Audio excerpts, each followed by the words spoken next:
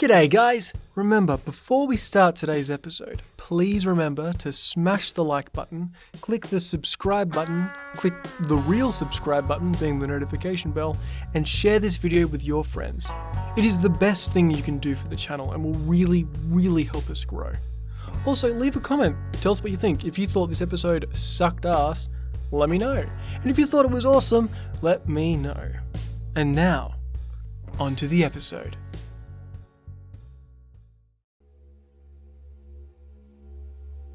He rose from the black of the lake, his form ever-changing, escaping comprehension. All that she could make out were his white eyes, eyes that cut through the night. But even they were not static. Though tears streamed down her face, she did not cry. That screaming part of her mind he had swallowed.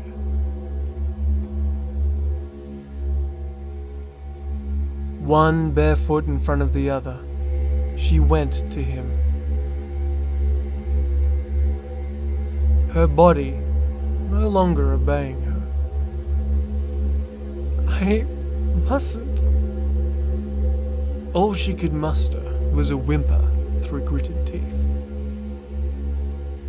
He called to her, his words so sweet, so rich, so delicious, making a dumb animal out of her. He wrapped his form around her, so cold, so dark. It was like falling into an abyss of ice. With her tightly in his keeping, he slid back into the depths of the lake. "No," she cried. "This is not the way." The many thick arterial tendrils of his form slid down her throat, pushed past her eyes, and snaked into her ears. The last thing she heard were his words. "No. There is only my way. There is only me." Kyanprati, the devil, the evil spirit, the imposter, the false, the Bunyip. Every culture's folklore is full of creatures. Whether it is the Wendigo or Spring Hill Jack, every country has its own myths and monsters. Thanks to our modern age, these creatures are better documented than ever before. And whilst America's myths and monsters hold the spotlight captive and ensure that everyone knows about the Wendigo and the Jersey Devil, it seems as though the culture of the great southern land has been conveniently forgotten. But there is a monster in Australia that still looms in the dark and makes all the others pale in comparison. Long before the English and the Dutch came to Australia, Aboriginal tribes, separated by hundreds of kilometres and with no communication with one another, told of a creature that we now refer to as the Bunyip. It lived in the many bodies of water of Australia. For the Bunyip, they were more like gateways, if anything, doors. It could slide into a lake on one side of the country and come out of a river on the other. So no matter where you were, if there was water nearby, so may be the Bunyip. The creature's flesh was ever-changing. Like clay, it could mold itself to whatever it wished. Sometimes, it would appear as a being of fleshy, twisting kelp. Other times, a giant amphibious monster with the head of a panther.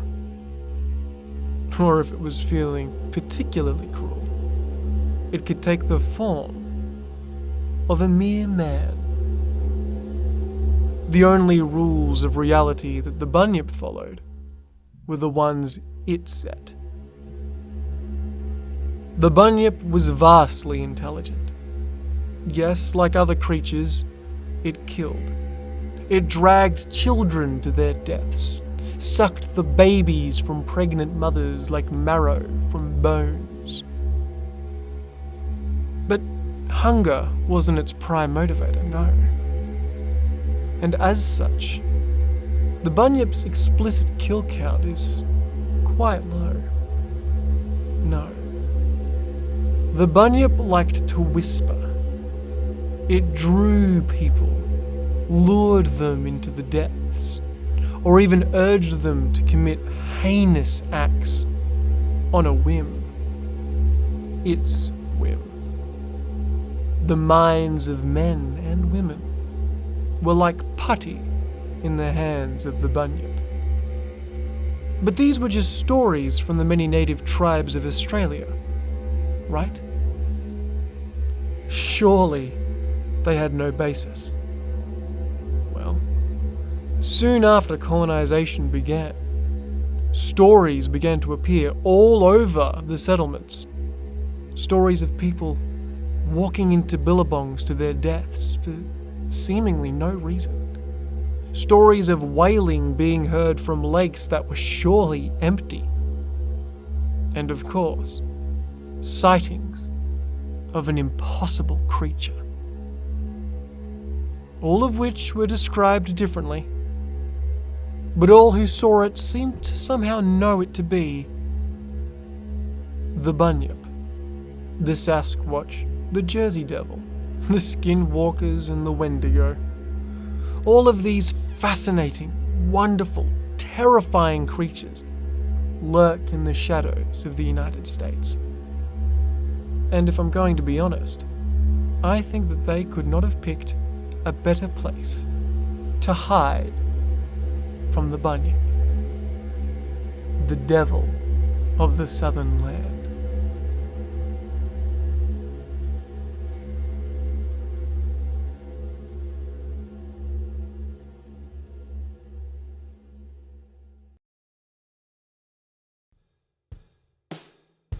G'day guys! I really hope you enjoyed that most recent episode of the new series, Creatures from the Southern Land.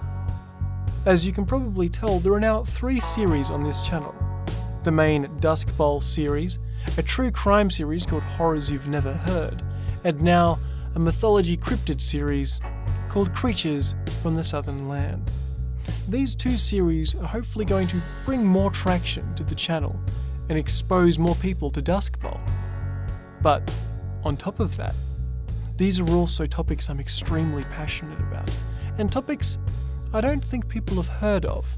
Yes, we've all heard true crime stories, and yes, we've all heard cryptid stories, but the cases and creatures I'll be looking at, at least as far as I'm aware, are reasonably unheard of in the mainstream sphere. They're more kind of niche little Australian things. So I'd love to bring them to a wider audience, really give them the recognition that they deserve. Next week, there'll be a new episode of Duskbowl, so I'm really looking forward to you guys hearing that.